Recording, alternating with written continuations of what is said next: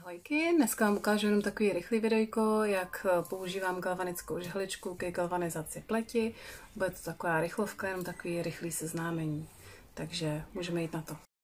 Tak jako první zvlhčíme obličej, já k tomu používám náš sprej s kyselinou hyaluronovou, takzvanou napku. Takže zvlhčím. Zároveň je potřeba zvlhčit vždycky na přístroji na galvanické žehličce tady tuhletu destičku.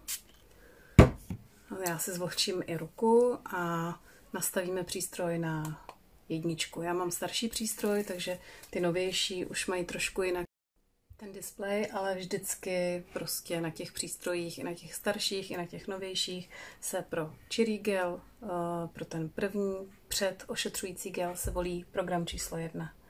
Takže zapnu si 1. Gel nanáším přímo na tu hlavici a slyšíme, že jsem propojila okruh, že jsem vodivá, že nám hlavice pípla.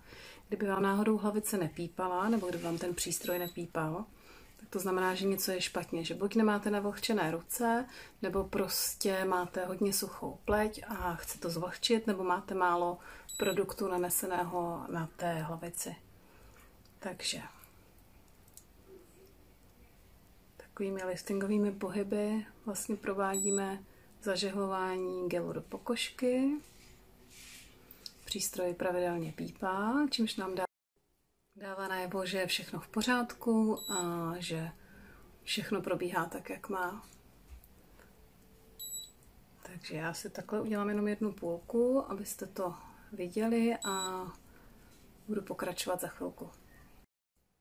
Tak, už jsem si před ošetřujícím čirým gelem ošetřila celý obličej, všechno jsem potom následně smyla a umyla jsem i hlavici galvanické žehličky. Teďka jdeme na krok číslo 2, kdy používáme ošetřující gel, který obsahuje naši patentovanou složku H-Lock. Takže opět navlhčím. Navlhčím si i zadní stranu galvanické žehličky, možná trošku i ruce. Nanesu gel přímo na hlavici. Vlastně postupuju úplně stejně jako v tom předchozím kroku. Galvanickou žehličku nastavuju na číslo 2. A teď mi to píplo 2krát, to znamená, že jsme se parádně spojili s přístrojem a vlastně těmi liftingovými pohyby si teďka zase nanáším ošetřující gel úplně stejně, jako to bylo v předchozím kroku. Takže zase uděláme to po celém obličeji, udělám takovou rychlovku. Na konci smyjeme, umyjeme hlavici a můžeme pokračovat krokem číslo 3, kdy se bude nanášet peptidové sérum True Face Line Corrector. Takže za chvilinku vám to ukážu.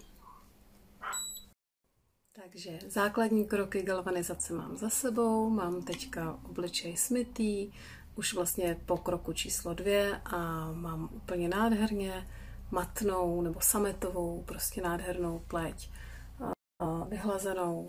Možná tady při tomhletom osvětlení a tady na tom telefonu to není vidět, ale já to rozhodně cítím. Chtěla bych vám ukázat, jak pokračuju, jak se vlastně na galvanickou žehličku nasadí tady ten pecičkový nástavec a zažehluje se peptidové sérum. Takže tady zvolím krok číslo 3 na galvanické žehličce. Zase musím navlhčit tu zadní destičku. Takže já si ji takhle navlhčím. A tady třeba pod oči nanesu peptidové sérum a tady do těch svých nosoretních vrásek. 3 mi zaslo, tak jdeme znova. A zase nám to pípá, ta galvanická žehlička a my si tady ten program, který trvá 5 minut, můžeme vlastně přizpůsobit tomu, jak požadujeme, takže není nutno, aby to trvalo 5 minut. Nicméně můžeme, na rozdíl od předchozích programů, které trvají 2 minuty, tak vlastně můžeme jet a galvanizovat tady toto sérum peptidové až 5 minut. Takže toto sérum už se nesmívá, takže vlastně veškerá péče, kterou zažehlíte tady v tomto kroku, tak už zůstává v pleti. Takže krásně teďka mám vlastně zaželené ještě to peptidové sérum a je to úplně báječný pocit. Tak, když bych chtěla třeba ještě galvanizovat tělo, můžu si vyměnit nástavec, tady tato pecička, a dát si na to tělový nástavec, který je vlastně součástí dodávky galvanické žehličky, nebo tady toho Galvanic Spa. Používáme k tomu body shaping gel, který působí proti celulitidě, obnovuje, vyhlazuje a dělá takovou velice krásnou kůži, velice krásný povrch kůže. A kdybychom tady tento gel používali ještě s galvanickou žehličkou na tělo, tak uvidíme ještě velice výraznější výsledky, co se týče celulitidy, strií nebo povislých paží, povislých kontur a tak dále. Takže s galvanickou žehličkou na tělo a Galvanic Body Trio je úplně ideální tenhle body shaping gel, ale pokud se vám nechce investovat do další žehličky galvanické, do té tělovky, tak máte možnost používat tělový nástavec, který je vlastně součástí balení galvanické žehličky, vlastně standardní. Pak je tam vlastně u galvanické žehličky ještě nástavec pro péči o vlasovou pokožku.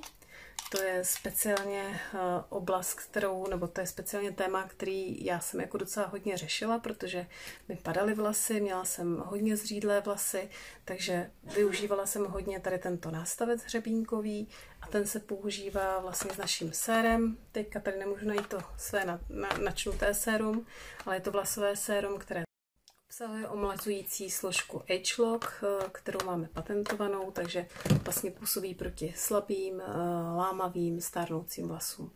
Takže tolik asi všechno o galvanické žehličce a o tom, jak ji používat, a kdyby vás třeba něco zajímalo nebo kdybyste se chtěli na něco zeptat, tak jsem k dispozici. Ahoj!